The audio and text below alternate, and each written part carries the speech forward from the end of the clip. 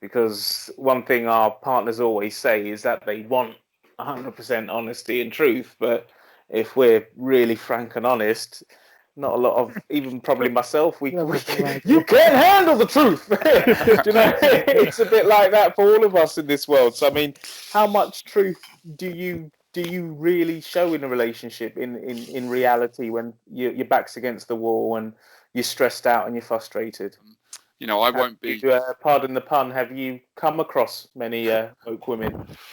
Not really. No, I haven't in every respect of the term, I guess.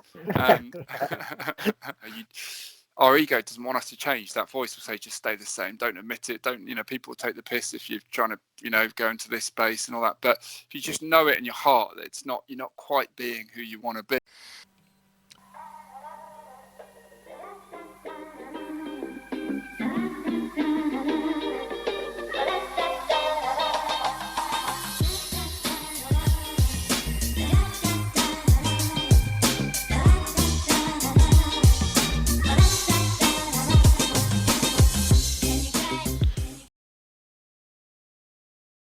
Okay, guys, we're recording.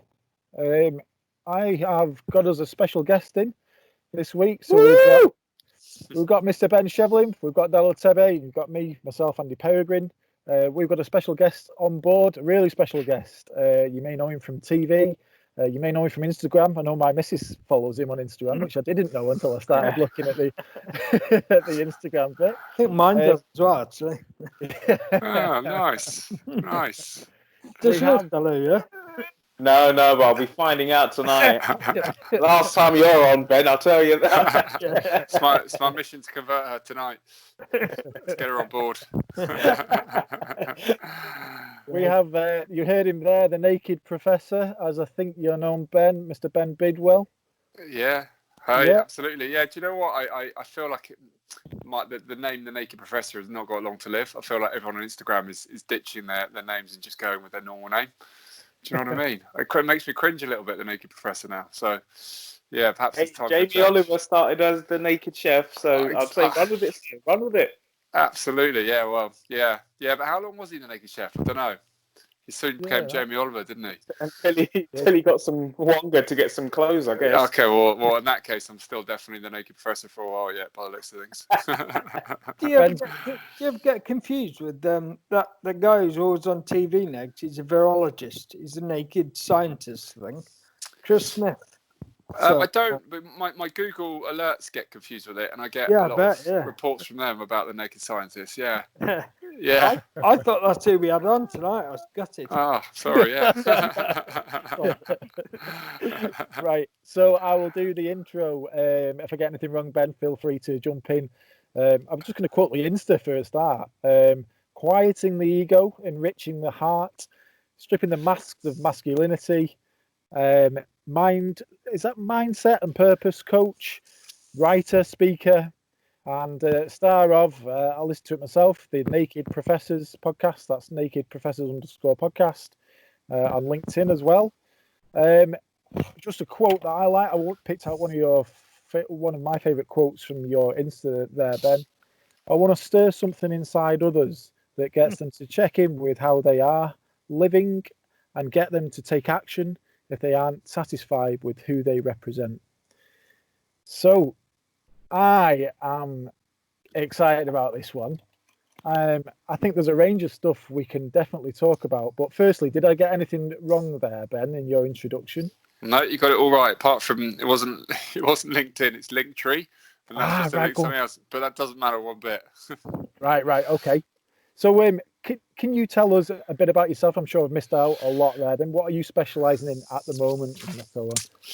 Yeah, I guess it's hard to sort of compress it all, but I guess I try and say coach, writer, and public speaker. That's the sort of the main basis of what I do. But I guess I'm really being pulled in line of this whole masculinity thing, if you like, because it seems like the world is kind of waking up to, I guess, some of the challenges that men have had. And traditionally, men aren't really talkers. We're not really emotional. We don't really open up.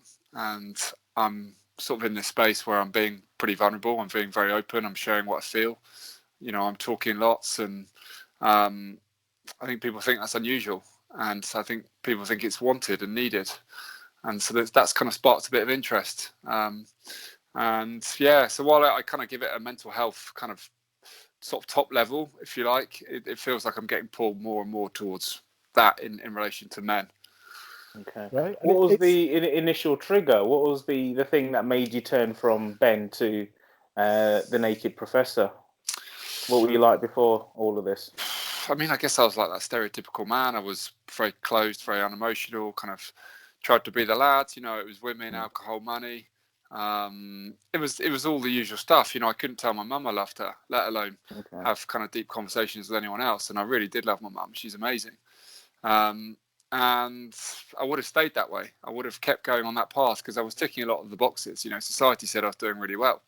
But I always struggled to orgasm. And that was kind of my thing from the age of 18 when I first had sex. And it was like, okay, I don't think that quite kind of happened. And it was only at 30 that I thought, you know what? Like, this has interfered in a few relationships now. And I want to have kids one day. So I should probably kind of stop having a laugh at this and maybe see if I can do something about it. And I thought I was going to be trained in some kind of sex guru or, you know, learn all these new sex tricks. And actually, I worked with a coach, and she was kind of opening up my heart, if you like, and rewiring my brain and getting me to connect back with what I call now my truth. You know, who I really was on the inside, not who I was trying to be as a man. And I went on this sort of journey of self-discovery, I guess. But did you learn sex tricks? Say that again, sorry? Did you learn any sex tricks? I didn't learn any. Probably a few people could vouch for that as well. So that was the initial trigger. Okay, one thing I have to ask as a gossip, were you able to orgasm on your own, or was it just another partner? Yeah, I can, and I was. It's just it's difficult. It's difficult. So and like I can orgasm with a partner, but it's just pretty infrequent, and so it's probably easier on my own, you know, being honest. But I think that's probably fairly common. You know, we know how our bodies work. Is that life or sex? Which bit? Sorry. Easier on your own. Oh yeah, well yeah, all of it. Yeah, I think. But yeah, so it's just. I'm sure there's something around. I mean, look, the way I've obviously done a lot of exploring around it all, and the way I saw it is that I was just shutting off my emotions. You know, I stopped feeling. And the thing with emotions is if you can't just feel the good parts and just feel the nice parts. You either feel the full spectrum of emotions and you feel the good times and the bad times, or you block them out, or you know, it's you can't choose the bits that you choose. So I just shut out all my emotions. And if you think of an orgasm, it's kind of the heightened euphoria of an emotion, right? And I was blocking mine out, and I just didn't really feel. And so that for me is why it showed up.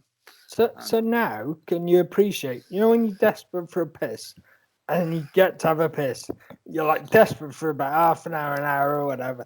I mean, to me, that is better than orgasm anyway. But do you appreciate how good that is?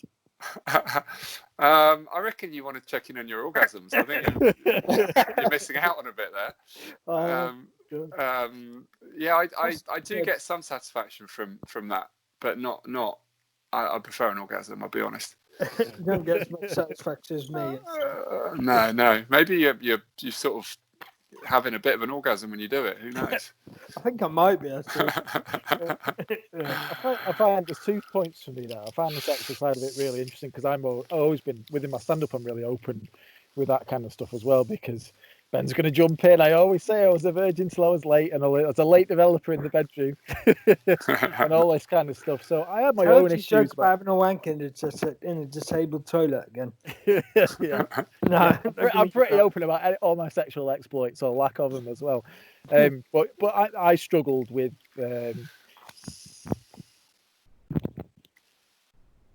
Life. With Andy's frozen, is he?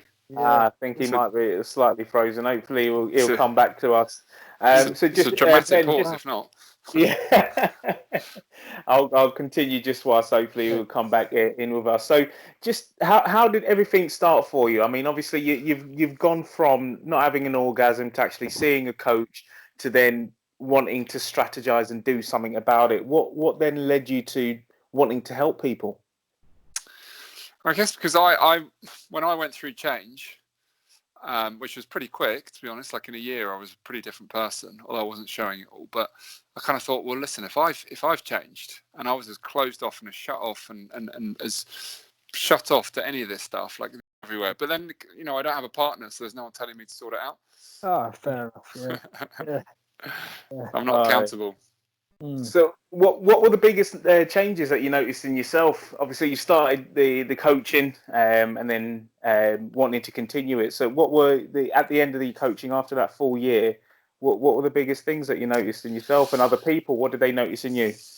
I think the first thing that I noticed, that's sort of one of the big sort of milestones that I came across, was I sent my mum some flowers and a card, and I said, "Mum, I've never really sort of been able to say this to you before, but I want you to know how much I love you and how grateful I am for you, and just like thank you." Wow. You know, what was her reaction? Yeah, I mean, it was beautiful. Like she rang me up and was like, "Oh, Ben, you know, I know you've always loved me, but thank you so much." You know, and I'll be honest, like in my head, like that was quite a challenge. Like my ego was pretty triggered at that point. It was like, oh, I'm not meant to be this. Like, I know it's nice to tell my mum I love her, but there's something awkward about this, you know, because that's not who I'd built up this perception of who I was meant to be. And I was having, at this point, I was growing, I was getting out of my comfort zone, I was becoming who I was scared to be, if you like. But inside of me, it felt good, you know, I knew it was right. I think a lot of men face that because even when small things like when they stop smoking, if they stop drinking, if they stop smoking weed or doing cocaine or, you know, going on stag do's, whatever they used to do with the boys, and then suddenly they've changed a part of their life. It's a lot of courage. Did you find that yourself? I mean, is there any advice or pointers you'd give to anyone in that transition at the moment? Like you were? Yeah, for sure. I mean, you will be judged. You know, all your friends or your family want you to stay the same because they've got a relationship with you in that place. They want you to stay there. They don't want you to change. They don't like the idea of it. And you start doing different things, and it's a bit freaky. It's a bit weird. So I was definitely judged, and a lot of my friends sort of thought, "Oh God, what's Ben up to?" Probably, and even, you know, like I said, my mum said, "You're not going to join a cult, are you?" And my advice around that is that I think my life really started to change when I stopped trying to impress other people and I started trying to impress myself. You know, my at a deeper level, really trying to become aligned with who I wanted to be, rather than who I felt I should be to impress everyone else.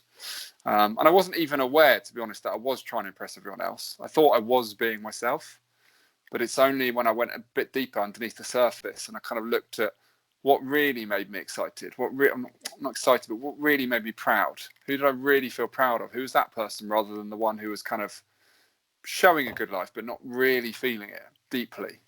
Do you know what I mean? So that was it. And you know, I'll always say it, the most important relationship we can have with anyone is the one we have with ourselves. You know, if you like yourself, that's a pretty good start. If everyone can like you, but if you don't like yourself, then it's going to be a struggle. So, yeah, it's worth it. Have you got any pointers or tips? We may have listeners out there that are just listening to this in a dark room because they can't face going out. They feel ugly. They feel unwanted, alone, etc. Is there anything that you can say that maybe of a good coping method that you've learned over time, or, you know, just a good strategy? Yeah, it's kind of where to start, to be honest. It depends what level they're at, or where they're at, how much understanding they have around this stuff. But the very first thing that we've got to all understand, I think, is that, I know it's a cliche now, but we are not our thoughts. And you know, that voice that we have that talks to us, like the ones that you guys will hear somewhere within your head, it's, you know, talking to you now. That's not our truth. You know, that's the result of all sorts of different things. You know, I call it my ego, and it's like it's a computer inside of my head that's programmed fundamentally to keep me safe, and it talks to me in a negative way to try and keep me small, to try and keep me in my comfort zone. Don't try and do this, Ben. You're not good enough. You know, you sure you should try that? You know, there's all sorts of reasons that can go wrong if you do that. All these things that's just trying to keep my behavior small, because it feels safer if I stay small. And once we realize that voice is trying to do that, and we can kind of disassociate ourselves from that voice, then we're a lot clearer, we're a lot freer, we're a lot able to show up from a much more authentic place, because that voice isn't saying, because our thoughts are so important. Our thoughts create our feelings. And if we're having all these thoughts and saying you're not good enough, you're not, don't do this and don't do that, it's just creating anxiety and fear inside of you. They're the feelings you're going to have. And so it starts with just letting go of that voice, letting go of actually thinking you are that voice, and trying to return to that. That's something that's a bit deeper inside of you. That thing that kind of, I say it's more of a knowing. We've got like a GPS inside of us. It's more like our truth, rather than our thoughts. Does that make sense? Absolutely. It does, yeah. Go on, Ben. You spoke about ego, but we've all spoke about ego because we all go on stage, and you need a certain bit. You can be the most unconfident person ever, but still go on stage and make people laugh. See, so what are your views on ego? Because we need it, but we don't go mad with it. As soon as you got off stage, you're not going to be egotists going in. Try not to be anyway. Yeah, totally. I hear you, and I think what we've got to try and do is work out what healthy fear is. Yeah. So healthy fear, when we're crossing the road and we look and there are cars, and it says, there's a voice that says, "Oh, look out for the cars." That's healthy. It's realistic. What's not healthy is when I want to dance, let's say, and I've got this voice in my head, this, for me, my ego, that's worried about embarrassing myself, that's worried about being judged, that's saying, "Oh, Ben, don't go and dance, don't express yourself. Like, that guy's going to think you're an idiot. That girl's probably going to run away," and all these voices then I'm crippling myself with fear, and I avoid the dance floor.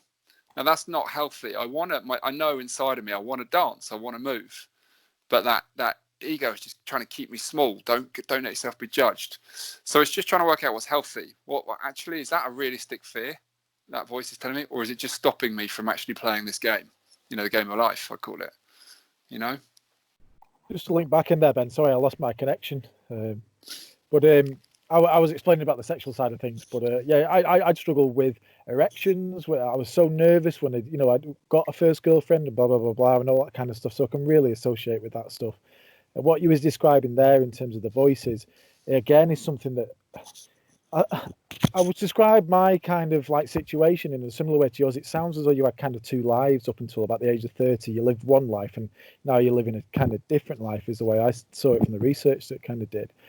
And I would say that I'm kind of experiencing a bit of that now. Now, we are a light-hearted kind of mental health podcast. We try not to go too deep in some ways and have a good laugh with it. But I feel in a way like I'm starting to open up my mind to places where I know it's a good thing, and I know there's healing in there, and I know, but it's hard work as well. It's hard work, and those lights are just starting to be shined into the corners of my kind of like my mind and my thoughts and all that kind of thing. And the interesting thing linking that bit to what you were saying then is I now see it with my kids because I've got 4 boys. So I'm as involved in this as anybody because I've got 4 boys and I want them to grow up in a world where they can talk about their emotions. And I do a lot of emotional work with my boys and stuff as well. And the point that I'm kind of coming to there is that I've got one boy in particular who's a very good athlete.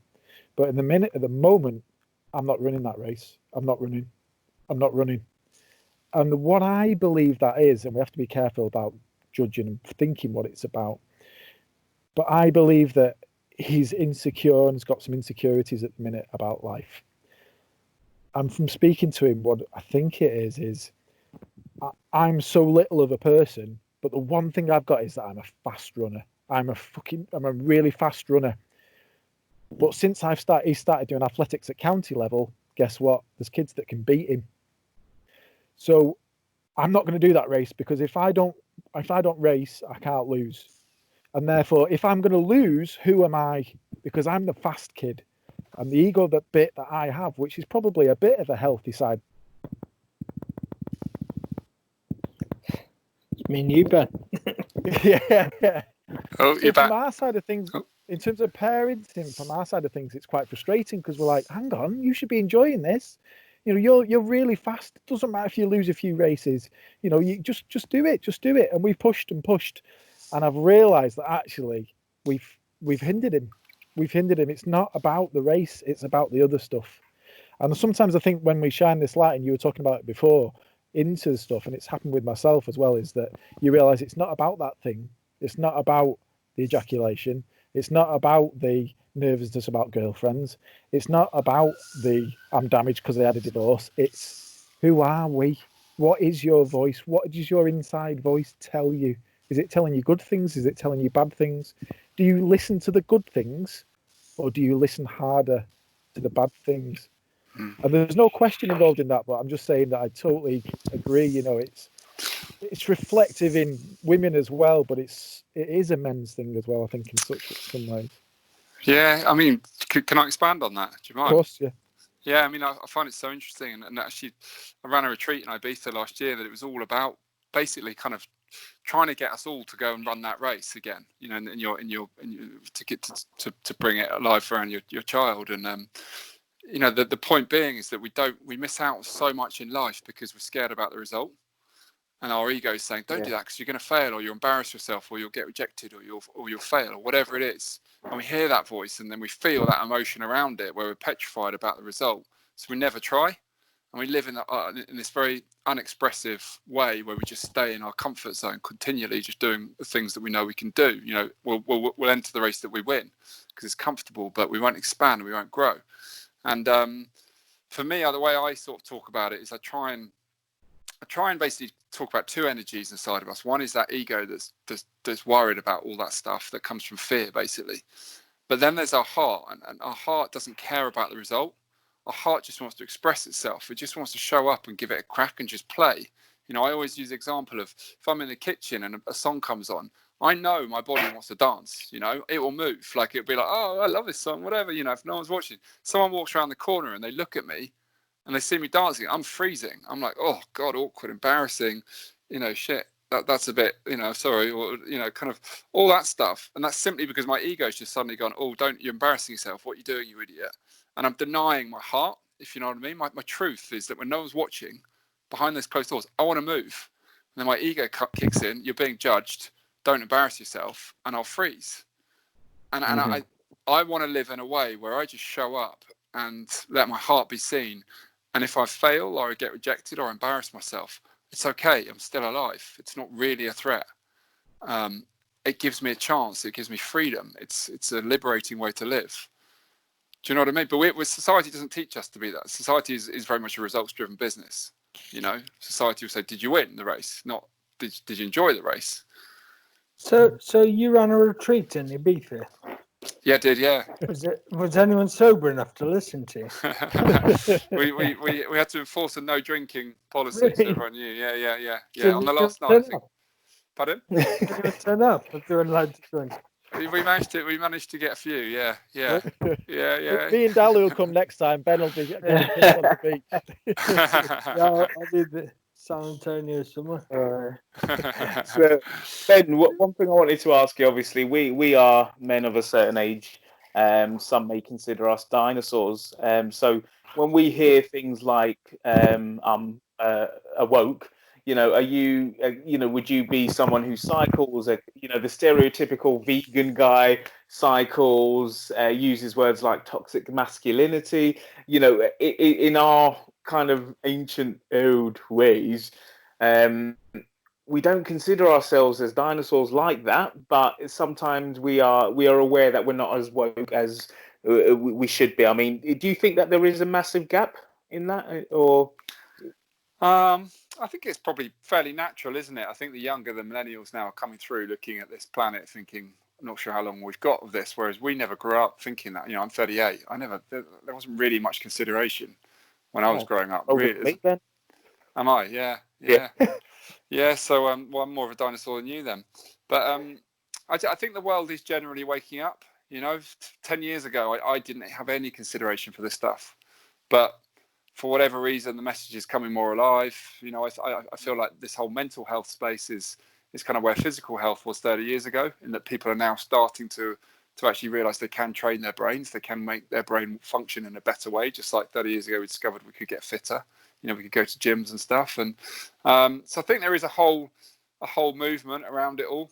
We're probably in a bit of a bubble in London, but generally, and the thing with all this is when you do sort of dig a bit beneath the surface, I think you do start thinking, well, what am I putting in my body? You know, if I want to be the best version of myself, is this stuff actually good for me? And you just start looking at everything. Is that what woke means? Just being aware of things? Woke to the planet, I guess. It's like, Oh, yeah, being aware of issues. you're being aware. Yeah. Okay, right. Yeah, Yeah, so I never There- understood what it meant really, but yeah, now I do. Thank you. yeah. That's it. You got The it. reason why I was asking, Ben, it just leads us to one of our typical Men Don't Talk podcast questions. In what advice would you give a younger version of yourself? You know, someone 20 years, 15 years younger. You know, what would you tell yourself? The like the answer, the really true answer right now, but it's a bit of a cliche, but is that to be honest, I wouldn't teach him anything. Like, he needs to live and he needs to experience everything, and like everything. I wouldn't be where I was now if I hadn't gone through all the challenges that I went through in my past. You know, so it has all shaped me. That's a bit of a cliche, and I do genuinely believe that. But I guess if I could know what I know now and kind of live and kind of take this energy with me at a younger age and kind of live more as a result then I guess it would be to don't listen to that voice first and foremost, but worry more about liking yourself than anyone else liking you. You know, I was a massive people pleaser. I was all about external validation. You know, I'd do whatever I needed to do to look cool, and it didn't serve me, didn't serve how I felt. It just made me look good. And it's, I always say we're the only ones who live with how we feel. You know, everyone else can think you're having a great life, but you've got to live with how you feel. So are you doing things that make you feel good, or are you doing things that make you look good? Because they're quite different a lot of the time. Absolutely, and I think in a man's world at the moment, well, not in a man's world, but in a man's mentality, where we base things on material success, I think that's a very poignant line there. So yeah, I love that quote. I may have to use it and quote you in future there, Ben. Go for it. Ben, in regard to that, then, so you've come on this kind of like journey. You speak about it in that regard, I think, as well.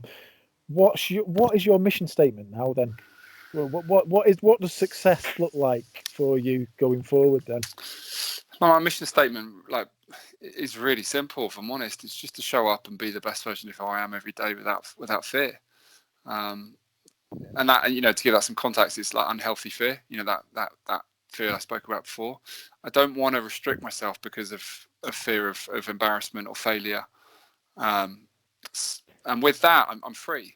You know, and every day, if I can show up from that space, then as a purpose coach, that for me, that's where I try and get people to that space, because their purpose will come alive out of that. If you show up every day without fear and you do things that truly inspire you, then your purpose will come alive. If you're coming from a place of fear every day and trying to impress other people, you're never really being true to yourself. You're never really going to uncover what's really true for you inside. So that's my mission statement. It's every day try and show up without fear. But if everyone thinks you're a dick, you can't really get any. You know, you can't get any friends. You don't get jobs. You've got to come across as what people want you to be. Sometimes you go to a job interview, you can't just turn up dancing and swinging and singing or whatever. Unless it's a dancing, singing job, of course. That's true. Yeah. No, I totally hear you, and don't get me wrong. It's not like what I'm saying is not just, you know, running around dancing and not caring what anyone thinks. You know, I think what I learned, because I totally hear what you're saying, I think it's actually a really good point and really important. What I'm saying is that, and it's a bit cliched, and I feel I don't want to come across arrogant in saying this, but when you really learn your truth, when you get out of your ego and you learn what's inside of you and you learn who you really are, you come from a very humble, kind, compassionate, honest place. And it's not having to impress anyone else. You're just authentically there with them, and you'll sit and you'll be honest with them. And you come from your heart, and people feel you. And yeah, you're right, totally. It might put some people off who are not in that space, and they might be like, oh my God, like cheesy as hell, get out of my, like, you know, we're different. And that's totally cool. Like, you know, I'm not trying to be in a space where I'm saying I am everything and I've got it all nailed and everyone will love me when I'm like this. We are all different. We are all unique. We all got different interests and passions. My job to myself is to show up and be that best person, and the right people will like me. and the wrong people won't, and that's great. I'll still be respectful to them, the people who don't, but you're not meant to be liked by everyone. You know, we're all different, we're unique, and that's great. I Do you know what I mean? I think there's a lot of parallels there with the way a lot of comedians talk about comedy. There's a lot of comedians that say that a good gig for me, one of my heroes, Patrice O'Neill, would say a good gig for me is 60% of the room are laughing, 40% of them are offended. Yeah. You know, and he's quite woke in the fact that he's saying he knows that he's offending people, you know, but he's aware of it, and he's aware the line that he's walking, and he's aware that he's playing with people and that kind of thing. And I've heard Ricky Gervais talk about, I've heard a lot of comedians talk about it like that, like a Darwinist approach of I'll do my thing, and if people like it, and they'll come, and if not, they'll walk away. So and there's almost a bit of that, Ben. I think when you're selecting gigs, isn't there, for us, where we're like, a lot of people talk about gigs like King Gong, where it's a 5-minute bang bang bang joke. There's a lot of comedians that go, I don't want to do that because it's just pandering to the audience. Like, I want to do something else. I want to do this. It doesn't suit everyone, does it? And although it's not a one size fits all, Ben, I totally get Shevlin. I totally get that. I hear definitely echoes of like, be true to yourself. You know, if you're going to be particularly creative, you know, we're in an industry that's creative when we're doing comedy as well. It's do the jokes that you want to do. Don't do the crowd pleasing stuff or whatever, or you might get successful like that, but you might want to kill yourself. It's mad, isn't it? But people can feel you. You know, they can feel when it's your truth. You know, when you talk with someone, it's just like, no, you're saying all this stuff, but I just don't feel it. I don't believe it. It's not coming from your heart. You're just a program saying this stuff to me. Whereas when it comes from that, you know, you're really aligned, really from their heart, you can feel them. It's authentic, you know, and it's not for everyone, but that's totally cool. How's it affected your relationships with partners? Because one thing our partners always say is that they want 100% honesty and truth, but if we're really frank and honest, not a lot of, even probably myself, you can't handle the truth. You know, it's a bit like that for all of us in this world. So I mean, how much truth do you really show in a relationship in reality when your back's against the wall and you're stressed out and you're frustrated? No, listen, I think the key part to this, the really key part, is that, like, I talk about my heart, right? I try and come from my heart, and our heart is kind and compassionate. So, and that's where my truth lives. And if I share my truth, it's not like, right, you know, you've been doing this and you're a dick and I hate the way you're that and you're this and then you're really annoying and and like, so that's my truth. If you want it, you know, that's very different to sort of saying, look, you know, if we're going to sit here and I want to have the relationship the best we can, then this is where I'm coming from. I'm not saying it's your fault, but I get a little bit irritated when you never do the dishes and I'm left there doing them every day. But why should I always do the dishes, Ben, when I'm the one who's always coming home with the shopping and then cooking? Why should I do the dishes? And listen, and so now it's about just having a conversation to say, look, that's totally cool, and like, you know, like, we'll play it out. I don't know if you actually want me to play it out with you or not, but I'm not here for fun. I'm not here to start an argument, you know. But like, in those scenarios, how do you respond, my friend? I think the thing with it is that you come from, it sounds cheesy and a cliche. I don't want to do that, but I respond from my heart, and I'm not. My ego will try and make them wrong and tell them that they're doing it wrong and they're all these things, and that, you know, they need to sort it out and blame them and everything else. My ego would say that, whereas my heart would listen to them and come at it from a compassionate place and understand that they see it their way, and to try and have a conversation with them rather than shout. Because our ego wants to be heard, so we will try and shout and be aggressive and make them wrong and make them hurt, make ourselves hurt. And then that will irritate them. They'll get defensive and they'll come back from that place. Whereas if we can sit in the space and just listen calmly and have a conversation rather than an argument, our heart wants to listen and talk rather than our ego have an argument and make them wrong, then it becomes a very different thing. Now, you can't change someone. You can't absolutely make someone, you know, be different. You can't. So I do get it. It's very hard to have a heartfelt conversation with someone who is shouting at you and making you wrong and da-da-da-da-da. But, you know, probably why you've got to choose your partner wisely, if I'm honest. I won't be. Pardon the pun. Have you come across many woke women? Not really. No, I haven't in every respect of the term, I guess. I haven't. There aren't. But look, I'm on the search, and this is my attitude as well. That if I put myself out there and I let people see me, then I'm more likely to meet one. Whereas, if I'm quietly and that no one knows it's about me, then they're hard to find. Yeah, they're hard to find. Isn't there a line isn't there an episode in Friends where Monica, Courtney Cox falls for some guy who is making up a story that he can't have sex or something like that, and it's been so long, but he just can't do it, and she falls for it, and Joey's like, "Oh, it's just a line." He uses it on every single girl. Like you've got an amazing body on Instagram with thousands of, I'm sure a lot of them are female followers. Now we've introduced this line of I can't reach sexual attraction. I'm sure that it must be like a honey trap. I'll show you, babe. I'll fucking show you. I've been busted, haven't I? I tried the I'm gay thing. That didn't work for me. Yeah, I don't know. Look, I think some people might be an attraction. Other people might find it a bit weird, or there's a lot of women who don't find this men being vulnerable and open and talking about their emotions attractive. I tell you, it's not. There will be this perception that it's like, oh, you must be every girl's dream and talking about your emotions, but really, it's not. A lot of them are scared of it. Well, yeah, to push the Friends analogy as well, you've got the episode. I'm not a massive Friends fan, by the way, but is it Bruce Willis where he's opening up too much and crying and all that kind of thing as well? But yeah. So your side of things, then, there's lots of ways that men can kind of open up or seek some kind of assistance in doing that, in kind of healing or whatever words we want to use for it. I got offered some free counselling at work, which I think was great, and it's really, really helped me. But the things that you kind of do, then you talk in your interviews about meditation, about different ways of healing and different routes.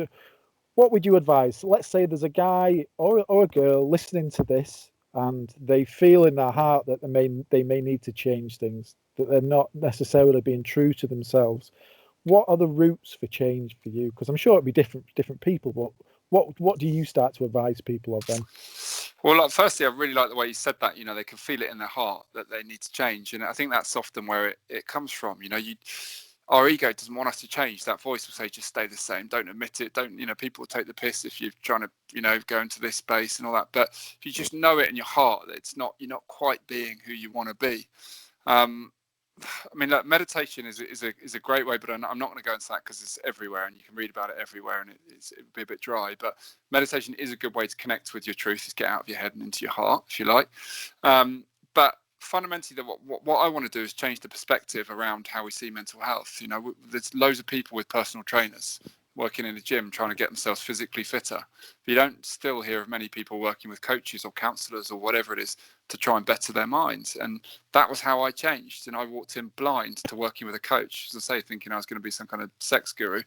And she just changed my mind, rewired how that worked. And if I knew at the beginning, she said, look, I don't have a clue about sex, but I'm going to change your mindset, I might have sort of gone, yeah, not for me. But so I kind of got lucky in that respect. So I really want to change this perception of it being healthy, that we're working with someone to improve our mindset. And that doesn't make us weak. It doesn't mean that we've got mental health issues. It doesn't mean any of that stuff. It just means we're trying to better ourselves as a person, and that's nothing but a healthy thing. So working with a coach, if finance is tough, then there's so much information on the internet about, YouTube has got every video, like all the information that people are coaching is free somewhere if you're willing to dive into it. So there's no real excuse these days with the internet to say, I don't know. It's there if you're willing to go through it and look and cipher through the rubbish. Then start with videos online. Brilliant. Ben, who are your go-tos? Who are your in terms of like role models? Who have you looked up to, whether before coaching and after coaching? there's a few actually. I'll give a couple. So, well, before coaching, it was probably it was all the lads. It was probably all the guys who kind of were getting all the girls and kind of getting all the lad points. I can't think who they were now because it was 8-10 years ago. But certainly now, I actually am a huge fan of Anthony Joshua.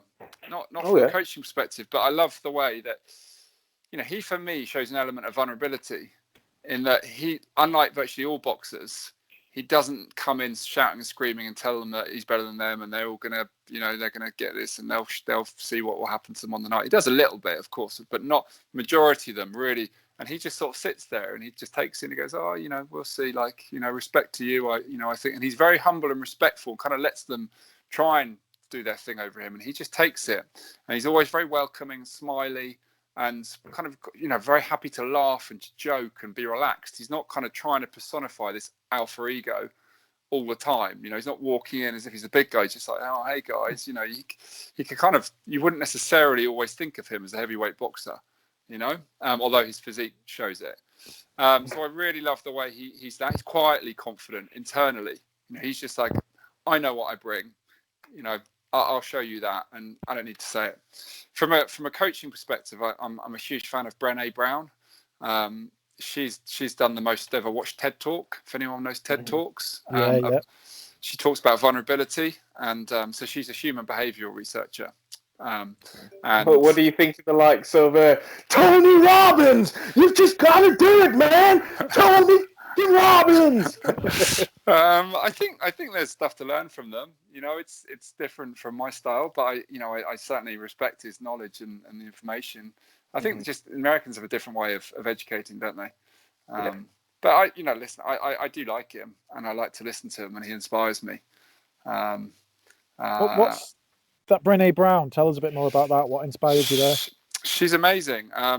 She's kind of the queen of vulnerability, if you like. So I'm really drawn to vulnerable people, and what I mean by that is people who are willing to show up. They're not needing to win the race to be validated. They just want to enter the race and have fun, and they're willing to let themselves be seen, like fully. Hey, this is me. This is what I'm about.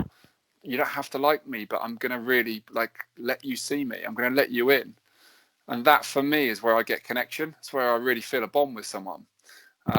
So she's kind of the queen, and I'm like, from my perspective, I feel there's a huge space for a man to step into those shoes, and kind of stand there and let themselves really be seen. Be vulnerable, share all this stuff, share how they're feeling, share everything that's inside of them, without fear. And so I guess that's she really inspires me like that, and I want to almost try and, it's an impossible job, but be a male version of Brené Brown and letting myself be seen fully, not hiding away. I'd encourage people to hit that. Ben, I'll come to your question just 1 second. The one that sparks out to me there's an incredible TED Talk around male masculinity. If you've heard it, Tony Porter, it's called A Call to Men, and it's about the man box. If anybody listening, anybody watching has not seen that, it's one of the most inspirational TED Talks that I've ever seen. Is he the guy who's come out of prison? I'm not sure if he came out of prison. He was certainly he's an American guy, black guy. Yeah, I know the one. He talks about expectations of men and stuff, but it's phenomenal. He's got he's got a very powerful voice, hasn't he? It's almost quite film-like. Yeah. I'm sure he'd come out of prison. Right. Yeah, I think so. But yeah, he's great. And there's another one by Justin Baldoni, who's an American actor, called something like Why I'm Bored of Being Man Enough or something. And he talks about, he's a very kind of charismatic American, handsome, charming, typical American dream guy, but talks about sort of screw all that. I just want to sort of just let myself be seen. Like, I want to connect. I want to show my emotions. I want to, all that kind of stuff. That's what he's worried about. And it's beautiful. Ben, your question? I didn't have one. Oh, sorry, you hit hard on there. I thought you had one. Did I? No worries. Sorry. I think there is a change in certain environments, and being a Liverpool fan, I'm going to say Klopp. Oh, for fuck's sake. He's great. He's great. I genuinely think there's a big change in management within football management, but also as leadership within senior management and stuff like that.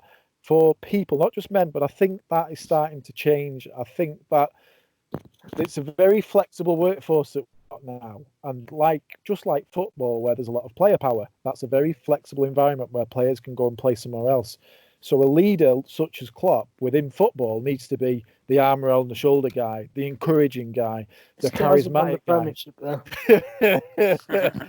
the passionate guy. And for me, that is one of my role models that I try and instill at work or anything like that. Is that, you know, I've not necessarily got the job that I'm the most passionate about in the world, but I try and draw on the passion that I've got. And when I'm managing other people, instill that in others and stuff as well. And I just think he's a very, very positive, charismatic kind of guy. I'm sure there's still ego within there, but I think there are changes within senior, from what I've seen. He's a hugger, business, within football, where people are being more positive than cracking the whip, if you like. I totally hear you on Klopp, and I think he's actually a really great example. And I think, you know, for me, he's a man who's willing to be vulnerable, and that he's very authentic. You know, he's very open to judgment. You know, all that celebrating, and you know, he shows up. He's authentic, right? You know, he's not your conventional manager in that respect. And didn't he get asked at the beginning of the coronavirus about the coronavirus, and he sort of was like, you know, said, "What are you on about? Like, I'm a football manager. Just because I've got high profile doesn't mean I'm an expert on everything. Like, ask someone who knows about that." And like, there's a tendency for men to know it all, isn't there? Or, you know, it's safer if we know stuff. And he was there just saying, "Hey, look, I don't have a clue. I don't know what you're doing." And I love that. It's just, he says he does bring a lot of positive energy, but for me, he brings a lot of real energy as well. You know, he shares his truth, whether if it's good, it's good. If it's bad, it's bad. He's not hiding away from any of it. Do you know what I mean? Yeah, Absolutely. definitely. It's quite a common theme, Ben, that whenever Liverpool come up, I have to chirp in. So, I'm a United fan, so and Lewis as well. So yeah, we like to just say never won the Premier League, but they're tough to criticise otherwise, though, aren't they? Well, they're doing all right. Yeah, doing pretty well. Yeah. That's it. Sweet to say. Dalu, you've got a question? Yeah, Ben, who do you talk to when life gets rubbish, when life gets low, when you're not in your usual mode? I've got quite a few close friends who I reach out to, and it depends. But I actually had it this evening, where I sent a long voice note to a friend of mine. She's a psychologist, and we talk quite a lot. We kind of sort of compare notes, if you know what I mean. And she's been sort of very open with me, and it was almost a nice opportunity for me to be open back with her. And you know, a few things happened today, just small little things, and I felt a little bit of unrest within me, or dis-ease. I'd say I could just feel and that's because I was having a few thoughts around a few things, and I'm making up. Having to come on this podcast, was it? That was the main one. Yeah. This is the release. This is the bit I look forward to. But like stupid stuff, you know, like one of them, for example, I mean, this is, you know, being open, honest with you, and I don't like saying this because it's pathetic, really. But you know, I posted something on Instagram this evening, and I know it won't get very good engagement. You know, not that it's a big deal. That's kind of why I say it's pathetic. But I'm working on a book deal at the moment, and engagement is important, and the book deal is really important to me. And so I kind of, you know, there's an element of like, shit, this is not going to go down very well. And that was on top of a few other things that happened in the day where my mind was just a little bit kind of picking up on some negative energies, that just a little bit fearful, you know, just a bit scared of what these things were going to mean. They're not big deals. And when I'm catching my thoughts and I can be aware of them, I can just, you know, let them be. So I just wanted to offload, and I shared with this friend of mine, a psychologist, and just let her, and just talking to her, you know, about that, just sharing it with her, and So makes it easier. Is it generally females you'll talk to? I've got I'm very lucky. I've got a tight group of guy friends as well, who are in a similar kind of space actually, and they're all kind of quite sort of macho men. They're all quite, you know, tough guys, but they've got open hearts as well. So I'm lucky. Like if I shared that with them, they would have come back with a lot of empathy, and So that's I'm lucky. That's that's a question we always ask on this, and generally the answer is, "Oh, my mum, my girlfriend, my female friends," or that. It's pretty rare that it's men that people talk to. Dog, even people talk to a dog before Yeah. for Yeah. their Absolutely. male friends. And the Yeah. suicide stats back that up as well, don't they, in terms of the Yeah. research? Mm, So that's what we're trying to do. We're trying to get men talking to men. Yeah, it's great. It's different. It's different when you talk to men, and I'm lucky that I've got the guys around me that I do. I do think there's an element of kind of if you lead and you show, you can't expect other people to show their emotions if you don't show them yourself. So I think it's kind of a bit of give and take, and you kind of invite people. You might share some emotions. You might say someone have had a tough day and they might run a mile, and do you know what? Probably not the right person for me to speak to next time. But then you speak to someone else and they're surprisingly they're really sympathetic and they hear you and you're like, oh, that's, I didn't know there was that about them. So there's an element of vulnerability in that. You've got to show up and see and learn. You've got to be in the right space, right headspace. Because if you're walking past someone and mate, you'll say, "You all right, mate?" and they go, "Well, no." Oh, for fuck's sake! Totally. If you walk, but if you're sat down in a bar or a cafe or whatever with them and they start talking, that's you've got to be in the right space to do it, haven't you? Both people have, because you're totally right. You get yeah. on the bus and the bus driver says, "How you doing?" and you say, "Not so good." He's got stuff to do. It's not the right time. So I'll tell you what, I found that what's weird with mine is that my closest group of male mates, they listen to this, and they've learned probably more about me, I think, in some ways and it's changed the conversation that we have from listening to this kind of thing. So, like you say, just leading and talking about shit, it's changed the way they talk about things as well in some ways. Our group chats are definitely a bit more, I mean, whether we say vulnerable, whatever words that are going to turn people on or off, but it's more honest. Yeah, it's more honest. I'll say that with our group chat and stuff there. Sorry, Ben. The one thing that I wanted to ask there, because you were talking about social media, my own take, and I'll just give my own take on this as well. From having a podcast, I find sometimes that I'll overcheck things like the likes, I'll overcheck things like the listeners, and I try and take the same philosophy as yourself. It's not quite as woke, but I just think we'll do what we do. We'll have a laugh doing this podcast. It doesn't matter if people listening. It doesn't. But you do want listeners. You do want the attention. You do want it to feel some worth from doing it and spread that with the other guys and stuff as well. But on top of that, from being on Instagram today too much and occasionally Facebook or whatever, which I'm not a big fan of, to be honest, I personally find that the more time I spend on social media, the less connected I feel. And I just wondered, when you were talking there, is there some conflict between I've got a book deal, you're going to need people to buy that book, you're going to have costs associated with it, you're going to need a following to get that book sorted. But there's also a bit of you that was talking earlier about, it doesn't matter, I'm going to do my thing. And if people come to it, people come to it. So is there a bit of a conflict there sometimes as well? There is totally a conflict, yeah, and it's challenging, and you're completely right. And my attitude is that I do just try and just show up and just and share what. Do you know what? Actually, it's a bit of a combo. That's not totally true. So generally, I hope that I just show up and share what is true for me, and what matters to me. I guess there is a bit of a game being played as well, where you want to share things that do engage people. So I tend to notice that. Sometimes I might share a few of things that matter to me, and the engagement is lower and lower. People aren't so bothered, and then I kind of think, oh, do you know what? I need to bring people back in and get interest again. And then you drop something that the crowd will engage with, and then I return to my truth a little bit. Do you know what I mean? But that is from a business perspective. It is a business for me as well in terms of helping me with the book, etc. So get that chiseled torso out again, then. Basically, it's horrible, and I hate it. And I think Instagram actually has got a lot to answer for, because I think kids growing up must be looking at Instagram thinking, everyone spends their days half naked, because everyone knows that they get more engagement the fewer clothes they wear. It's awful. They do anyway. Yeah, it's true. Yeah. But it's not healthy, But it is. It's well, I mean, to a certain extent. When you're on your own, it's fine.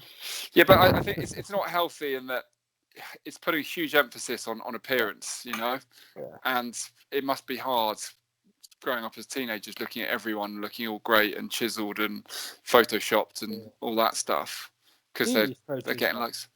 No, I don't use Photoshop at all. At all. It would make my life easier if I could just not have to take my clothes off and just put myself on the by Big Ben instead. But yeah, but I think for me, when integrity. Is that your nickname, Big Ben?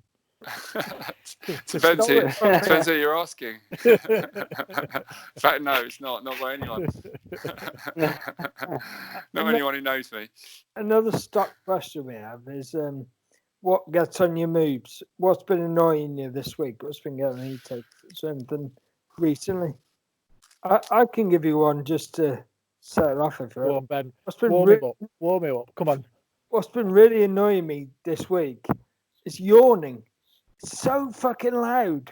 Honestly, I'm trying to watch Netflix, obviously, because there's not a lot else to do. And I yawn and I miss half the series. So you mean your own self is getting you're getting on your own nerves? Yeah, absolutely. Well, there's only me here, so yeah. No, when you yawn, it's just loud in your head. No, I don't outwardly yawn loudly. It's just in my head. It's a really loud thing. I don't know whether anyone understands it, but honestly, my yawn's really loud internally. I'm really loud internal yawn. Ben goes off piste. But yeah, no, I do get it. I do get it, Ben. Yeah, because I'll be watching something and I'm eating when you're eating something and that as well, and you can't hear or whatever. It's not even close. Not even close to a yawn. How long are your yawns? Both scratchings. You know what's been getting on my bloody mood this week is unnecessary posts. Unnecessary posts. So it's like me showing you the glass was full. Take a picture. Half an hour later, take another picture. The glass is empty. Please like, please share. Nothing of value, nothing of substance. Like, I understand social media, but stop with the mind-numbingly boring posts about just finished the best dinner. Just eat it. Just eat it.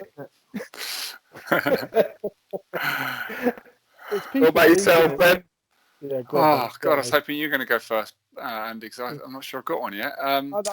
I can go with one if you like. Go on, you go. I'll think. Mine, and I'll bring it back along the mental health route again, is my internal voice, and I listened to my internal voice today, and if I could just, if I can tap into it, it was, you're a dick, you don't plan money, you always fuck up money, next year, you always say next year you're going to sort it out, you always do this, blah, blah, blah, and I was giving myself a hard time, and essentially I just have some bits that I've got to pay up and stuff like that. I was self-employed and now I'm not, and I had that fucking thing of being pissed off with myself about like just plan it out. Why aren't you one of those people that checks their bank accounts every day? Because every time I do my statements every few months or something, I'm like, I could be frauded.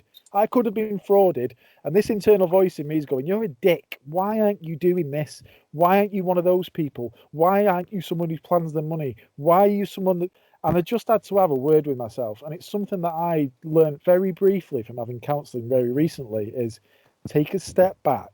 When you are self-criticising, take a step back, because that is the root of low self-worth, of, you know, it is self-importance. It's that bad ego. It's don't compare yourself with others. And Ben, I was watching a previous interview that you did where you said, I really like the quote, comparison is the thief of joy.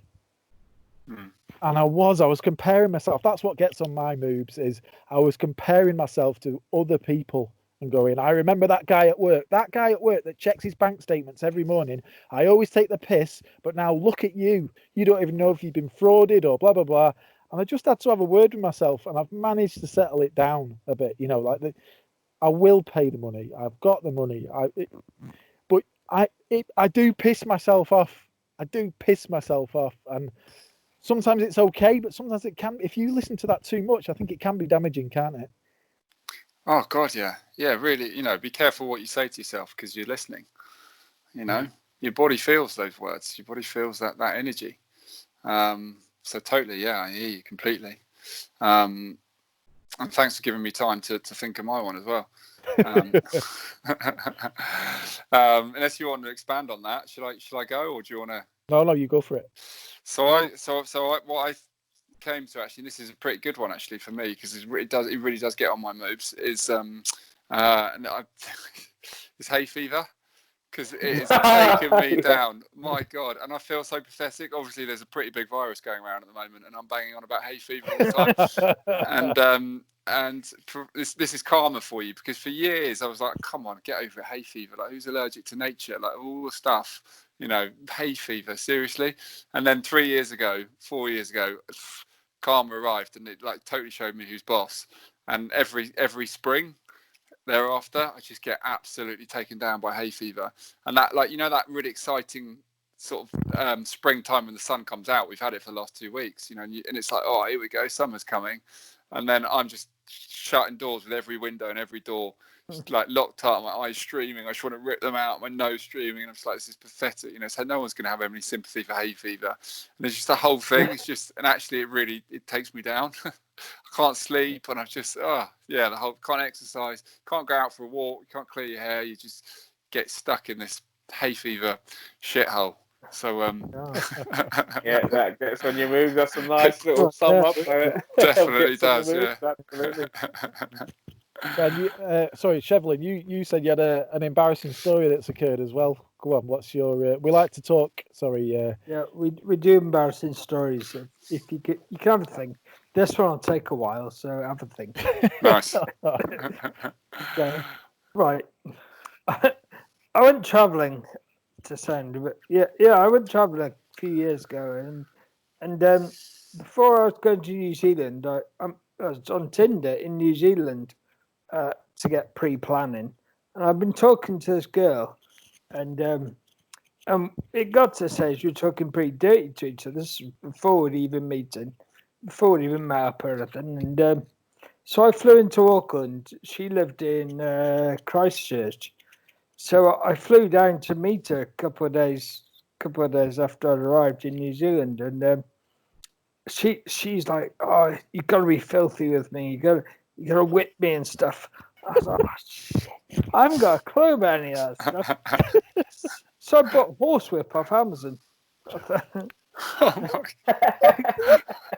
And you can imagine going through security at the airport with just a hand luggage.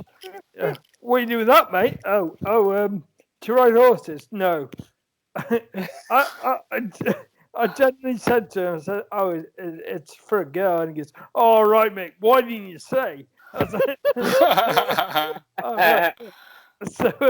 So I went and met her, and we had a few drinks together, and went back to hers, and she's like, "Oh, talk dirty to me. Talk dirty to me." I haven't got a clue about any of that. So I said, "I'm going to whip you so hard, I'm going to turn you into a meringue." She's like, "What the Oh, yeah, it took go really well. Wow, that is amazing. No, it was... Yeah, the reason for the embarrassing stories is we, like, from a comedic point, it helps us write sometimes, but also it's about that sharing vulnerability as well, isn't it? And I like comics personally that share that vulnerableness. And have you got any? Are you a fan of comedy, Ben? Have you got any favourite comics at all? Do you know what? I'm pretty bad at comedy. I mean, I love Peter. Like, are we talking shows or individual stand-up? In stand-ups or comedians, in whatever form, yeah. Do you know, my favourite sort of comic show, if you like, is A League of Their Own, because I love the sort of the dynamic between them all. I used to love Jack Whitehall on that, and like his relationship with Andrew Flintoff, and kind of that sort of that kind of bullying, sort of taking the piss kind of thing, and little brother big brother thing. I love like Peter Kay and stuff he does, but I'm not it's not often, if I'm honest, I feel bad saying this, but I don't often watch like a stand-up show of an individual, and I haven't been to a comedy show in London for a while actually. Well, you're welcome to come along and watch me anytime. I'd love to. Are you in London? No. Oh. I haven't cracked London yet. Okay. Good time. I'm only the best Branger comedian in Manchester at the moment. Got to spread my wings. Nice. Oh, I'd love to come. I'd love to come and Yeah. watch you all. Yeah, you double the attendance. That'd be great. Like me as well, by the way. My quick embarrassing story. You reminded me of something, and I don't know how you reminded me of this, but if I was to really open up, and I've only talked about this with like one of my mates before, has anybody ever had the piss problem? Would anybody ever admit to that? Freezing. No, what it is it's that thing, and it was more when I was about 18, 19, when I was younger, and in clubs with like brick shithouse guys in like this small town where I grew up and stuff like that. But you get to the urinal and then you just can't wee, even though you've had 3 pints or whatever. I just freeze and you just can't think about it. I did a gig where someone talked about it on stage, a male comedian, and I was like, and we were just riffing, and I was like, I get that, and we were just talking about it afterwards. I don't get it now, and it was just literally a mental block. And I'd have 4 pints of lager, go right, I'm just going to the toilet, stood between 2 meatheads like this, and I'm just like, I'm trying to push with my bladder, and nothing's coming out, like absolutely nothing. And I remember speaking to him about with my best mate when we were about 22 one night out or something like that, and he was like, piss problem? No, I've never had it. And he came back from this. He came back from the toilet that night, and he was like, "You fucking bastard! Why did you tell me about that? I've never had this in my life." And I just went to the bags then next to fucking some knobhead, and I couldn't piss. I had to pretend that I needed a shit and go in the urinal. That's a perfect example of something like mental blocks, whether it be ejaculation, whether it be whether it not be sex related, whether it be weeing, whether it be anything that's associated with being a man. You've got to be this guy. You've got to stand up. We all have problems in different ways, don't we? Totally. It's just mad. Absolutely. We're getting towards the end, Ben. I wanted to do a very, very quick one on Madvice. We sometimes take sections. We sometimes get questions from the audience, and we sometimes have a look on feeds like Reddit. I don't know if you've ever seen like the Ask Men forum on Reddit has some really, really honest questions, and it's because it's anonymous. There's guys posting stuff on there that's really kind of like true and honest. And I had a quick snapshot of one today that's trending massively in the last month or so. And I just wondered, you being a bit of an expert there as well, what your take would be on this. It was only a very brief one. So let's see where this goes. But this guy is asking the community, how do you have confidence when everyone thinks you're always wrong? I'm trying to build up my confidence and have a better self-image of myself, but it feels like everything I do and the way I tie the trash bag, because obviously an American guy, the way I make plans or just the way I do anything always feels wrong. How can I love myself and take pride in what I am when it feels like the world wants to remind me that I'm behind and lesser than everybody else? Surely some other guys have felt this way, and can they share how they overcame this? That's quite a common kind of thought that we've talked about some of that, haven't we there? But Totally. how would you maybe reply to someone asking like that about self-worth? I guess it is again, isn't it? It is, yeah. I mean, look, this for me is the root cause of so many difficulties that so many of us have. Fundamentally, it comes from a bad relationship we've got with ourselves, and I don't blame anyone because we're not taught how to love ourselves. Even that sounds cheesy and cliched, right? Like as men, it's like I remember at the school playground, someone said he loves himself. That was the ultimate insult. Not something to be celebrated. So I don't blame anyone for being in that space. But for me, self-love came from a space of like really showing up for myself. I said it earlier, it's trying to impress myself rather than impress other people. And that's not impressing my ego. So not trying to impress like society, not ticking boxes that all look shiny and looks great. It's knowing what my deepest values are. Who do I really, like deep down, who do I want to be? What makes me feel proud of myself? So when I look in the mirror, I like what I see, not physically, but I like how I'm showing up in life. I like what I'm giving to this game. I like who I'm being. I like the things that I'm doing. I like how I'm sharing, like everything I'm sharing with the world.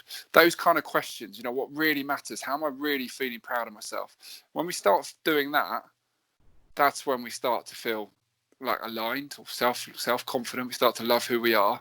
And when you love yourself, it's much easier to not to go seeking validation. You don't need everyone else to tell you you're good because you've already thinking it yourself.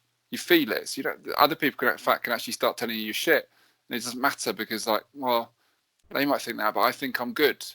And your own opinion of yourself is what matters most. If you think you're shit, and then someone tells you you're shit, it's very easily accepted. It hits you pretty hard. You're like, oh. Whereas if you genuinely think you're really showing up in a great way and you're pretty proud of yourself, someone says you're shit, it's like their opinion. I feel pretty good about myself, and I'm okay with that. So they can think that if they want. But it all starts for me fundamentally, and this is why it's quite deep work. Unfortunately, it's not a simple exercise, but if it was, then we'd all do it. If it was easy, we'd all do it.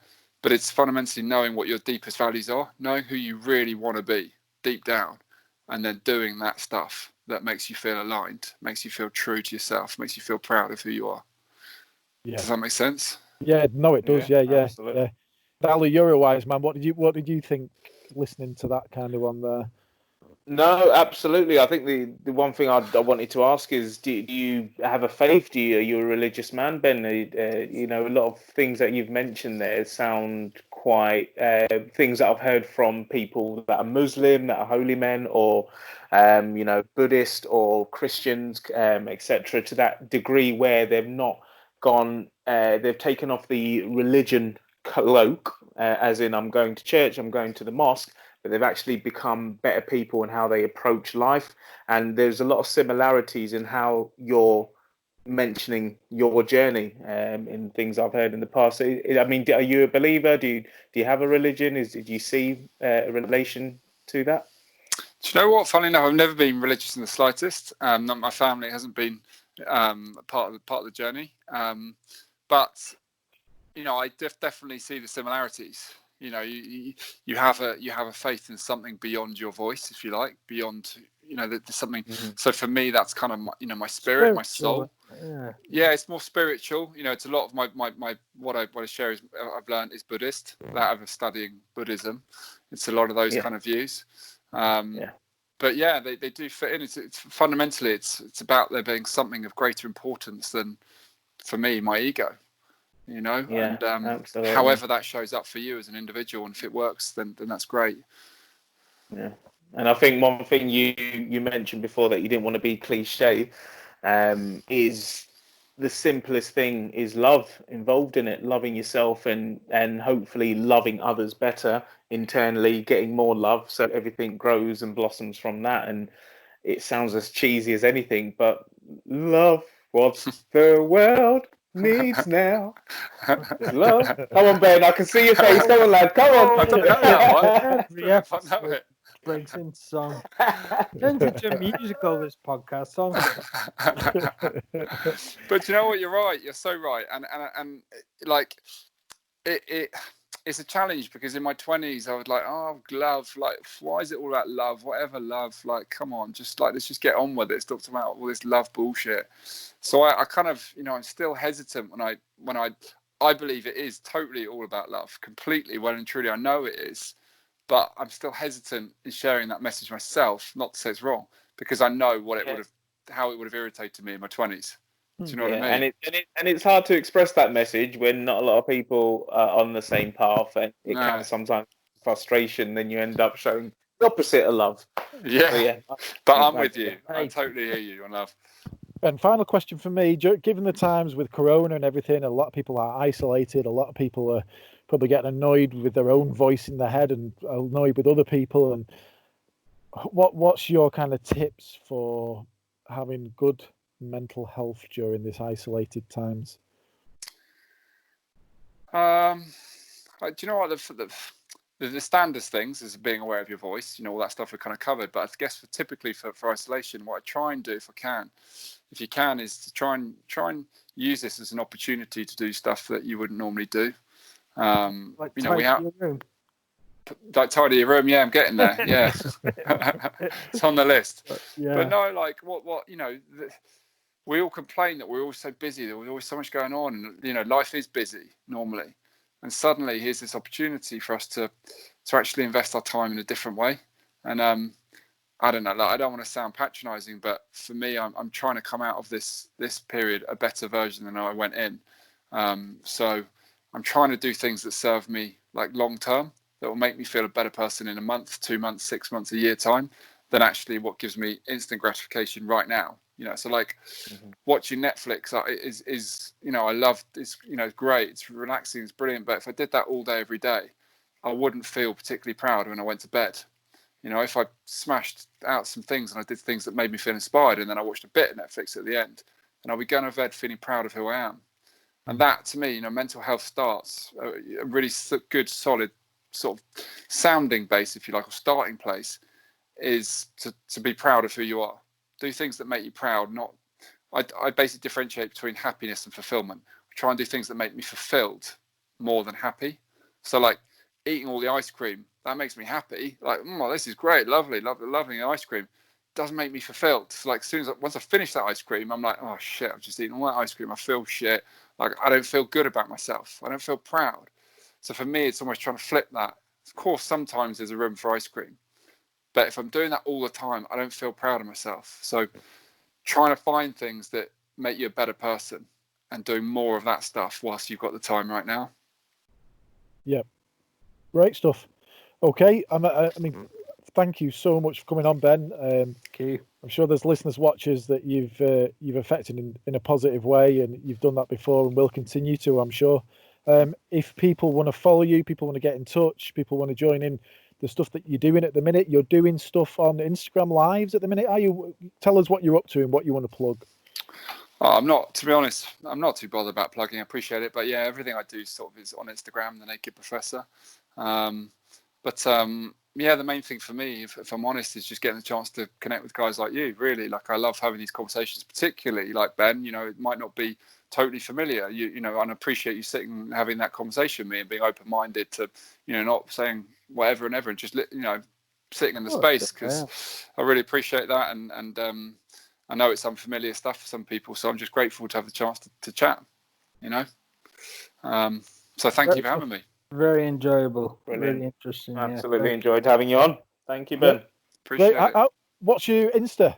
If people want to follow you on there. The Naked Professor. Yep. Okay. Yeah. Thank Not you. Scientist. No. Different guy, honestly. And I'm not even a professor, so I'm a fraud before I even start. And I'm not even always naked, so it's anything about you, honest. No, it's almost as disappointing as when I found out Dr. Dre was not a doctor. Right, Ben, thank you very much. Cheers, Ben. Thank you for having me. Lovely to take care, gents. Cheers, guys. Until the next time, make sure you promote us as well, Ben. Take care, mate. It's been my honour. Thank you. Ciao for now. Thanks very much. Bye-bye. Thanks,